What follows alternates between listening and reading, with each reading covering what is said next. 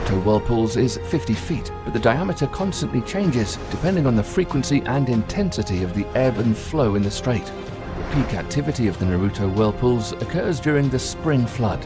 At that time, these whirlpools grow to a diameter of 65 feet, and the speed at which they rotate reaches as high as 13 miles per hour.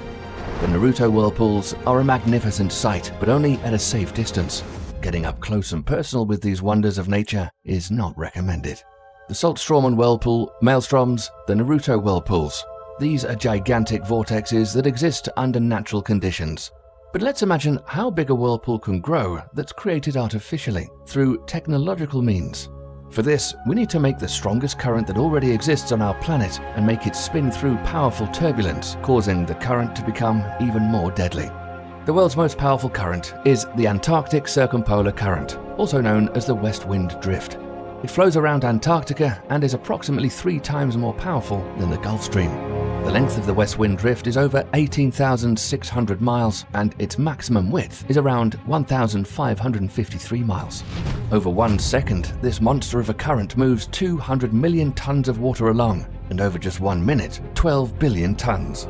This unimaginably vast amount of water, dozens or hundreds of thousands of billions of tons, is swept along at a speed of 190 feet per second.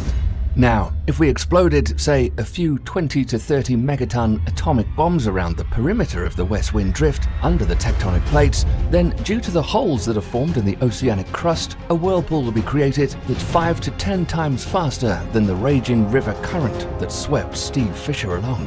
Imagine that rushing at you with the speed of a car is an entire ocean. This is what our artificially created whirlpool would be like. With the amount of water that would be involved, hundreds of billions of tons, not only would ships, yachts, boats and barges disappear, but so would entire fleets of many thousands of vessels, oil rigs and any other structure that's in the path of this wild Antarctic current. In addition, as a result of such a catastrophic development, currents and even the sea level could change all over the globe. We'll return to artificially created whirlpools shortly, but for now, let's turn away from these horror stories and back to reality, and to our champion athlete, Steve Fisher. Do you see how hard this was on the extreme athlete? Fisher later said that he nearly drowned and that it was a miracle that he's still among the living. He was saved by the fact that he had an air cylinder with him. Underwater, Fisher was able to continue breathing with it for about a minute, and then he was pulled ashore. Fisher's many years of experience in the sport and high level of qualification was still not enough to save him from a run-in with this fast-moving river current. Even a whirlpool that's not among the world's strongest can nevertheless be a mortal danger. What happens if a ship falls into a big whirlpool? Whirlpools, how dangerous can they be? How deadly are they for human beings? How destructive are they for vessels? Can whirlpools suck ships, boats, or even barges in? Or do they pose a danger only for human beings who fall into them? In these shots, you can see how the rafter Steve Fisher got sucked in by a powerful current that the athlete had the bad luck to encounter when descending the Congo River as part of a Red Bull-sponsored competition. Fisher, a world-class athlete, had a run-in with the mighty rapids of this African river, yet this was not among the most dangerous whirlpools that exist on our planet, and far from the most dangerous whirlpools that are theoretically possible. Don't try at home what one of the world's top rafting pros barely managed to escape from, and that was even with the help of others. There are whirlpools much more dangerous than along the Congo River. Some of these vortexes in the water pose a threat not only to people, but even heavier objects. A boat? A yacht? A ship? A barge? Even giant vessels can face destruction if any of them, separately or together, are sucked into one of these real aquatic monsters. But let's start by taking a look at whirlpools themselves, at what they are, how they arise, and what real danger and destructive force they pose. No, not like that. Whirlpools are not specially stirred up by anyone. Rather, they form on their own due to internal processes.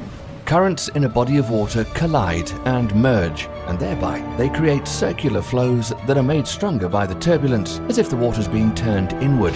If there is a deep hole under the water, and above this hole tons of water are flowing from opposite directions towards each other, a vortex is created, and this is what a whirlpool actually is. Let's try to helpfully illustrate this principle with, oddly enough, a clockwork mechanism. As we explain, you'll understand why we chose precisely this as an example. You can see how the tireless little gears in a clockwork mechanism drive one another on by rotating, as they constantly grip on one another with their teeth. Each of these gears rotates only because the entire ensemble rotates together. They're never slowed down by friction against one another, but rather they work together in mutual movement. Now imagine that these are not little gears at all, but water currents. The flow of water, when there is turbulence and currents moving towards each other, will rotate from the impact just like these gears. The principle of torque is basically analogous. Only water, unlike the gears in a clockwork mechanism, does more than just rotate. And if there's the necessary turbulence, it'll form a funnel that sucks things in. And now here's a real example of an artificially created giant whirlpool that turned out to be thousands of times more dangerous than that one in the Congo. 7 a.m. on Friday, November the 21st, 1980. A team of drillers from Wilson Brothers Corporation was prospecting for oil underneath the bottom of Louisiana's Lake Peño. However, under the lake bed was an old salt mine, and the drillers did not take this minor detail into account. During the drilling, a hole was punched into a shaft in the old mine at a depth of around 1,300 feet. What happened is something that no one could have imagined. The water plunged down into the space that had opened up, instantly demolishing the walls, vaulting, and supports of the mine shaft. On the surface, an enormous whirlpool formed, 180 feet in diameter, and it destroyed a tugboat, a drilling rig, 11 barges, a whole island with a botanical garden on it, dozens of trucks, and even several houses. Luckily, not a single human life was lost. A whirlpool of such immense power could easily pull the legendary Titanic to the bottom, as that ship's mass was several times smaller than the total mass that the artificially created Lake Peña whirlpool sucked in. The most surprising thing about this incident is that the video of it has got a lot of likes on the internet, and only because, luckily, not a single human life was lost. Is there any chance that a person aboard a ship could survive after being sucked into such a mega whirlpool? To make it out alive, you'd need a seriously strong capsule that could withstand the water pressure of many tons, and in addition, there'd have to be a large amount of air in the capsule. Take, for example, what happened when the tugboat Gascon 4 was crushed. The tugboat capsized and sank off Nigeria on May 26, 2013. Everyone on board died, except the ship's cook, Harrison Okene. He was fortunate enough to lock himself in an airtight cabin and survived underwater for 3 days before being rescued. When rescuers brought Okene up to the surface, it turned out that an air pocket formed in the space where the cook had sought refuge, and that's why Harrison Okene was not crushed. However, the chances that any other person on a sinking ship would be so lucky are slim. So, to survive a mega whirlpool, you need to be in a capsule, which is a hermetically sealed air bubble. And of course, rescuers have to arrive quickly, as you might soon run out of oxygen otherwise. If there is no hermetically sealed compartment with an air pocket, then the many tons of water around you will do their work. They will instantly crush the space itself and everyone inside of it. Secondly, such a powerful whirlpool always forms when the depths reach hundreds of feet, and it's impossible to escape from such a depth just on your own. Although if the depth is not great, not 13 to 1700 feet, but just 50 to 65 feet, the chances are still slim.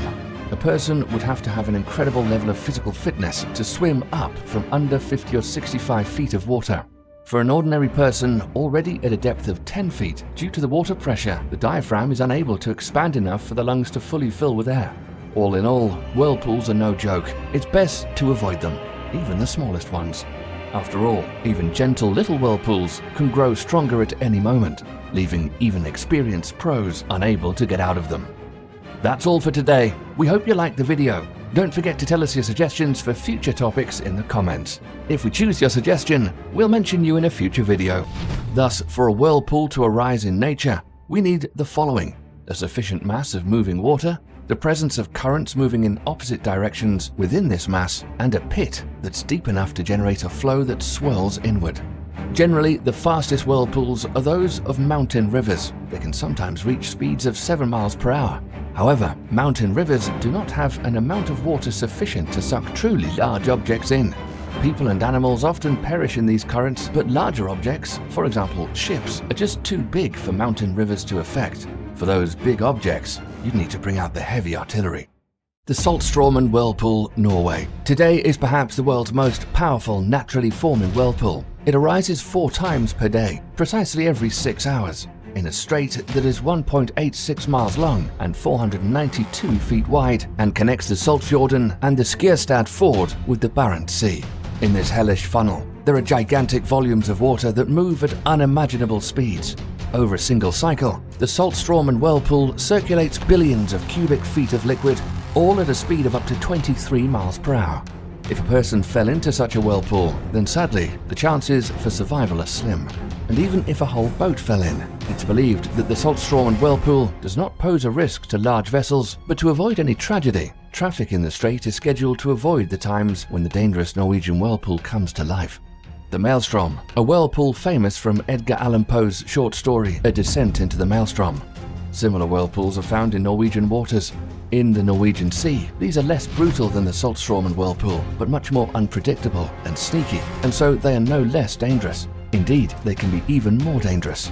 Maelstrom's rotation barely ever exceeds 8 miles per hour, but these whirlpools are dangerous because of how sudden they can appear.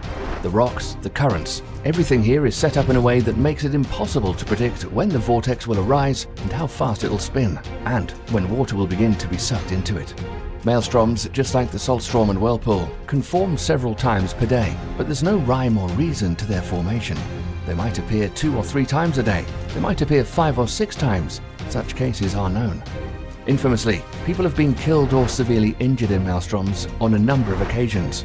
Maelstroms are capable of overturning even small fishing boats, and such incidences have happened. Today, ships prefer to give these Norwegian monsters a wide berth in order to avoid tragedy. The Naruto whirlpools. These come in at number 3 in their danger to life and limb, and are rightly called the Japanese wonder. Nowhere else in the world is there such a large number of powerful whirlpools in such close vicinity to one another. It's practically impossible to escape them. If you break free from one, you immediately fall into another. These vortexes spin only in the Naruto Strait, under a bridge close to the city of Naruto. 3 or 4 whirlpools can form at the same time, on average every 6 hours. The average diameter of each of the